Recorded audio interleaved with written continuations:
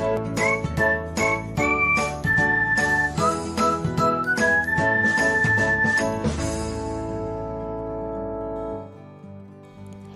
everyone, welcome back to another episode of Technologyglance. In this video, I'm going to guide you through how you can add a description to the pin you've already posted on Pinterest. So, let's get started.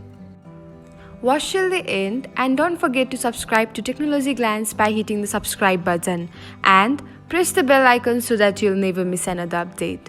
Without further ado, let's get started. First of all, open the Pinterest app on your device. Now, tap on your profile icon. Then, open the pin to which you want to add description. Now, you can find a three dots icon. Tap on it and then select Edit Pin. Here, tap on the description and make the necessary edits. Once you're done, tap on the red Done button. And that's it. The description has been added to your pin. Thanks for watching. If you found this guide helpful, we will love it if you hit the thumbs up button below. We upload great new tech tutorials like this one every day. So, don't forget to subscribe to our channel and hit the bell icon to get an update as soon as we post a video.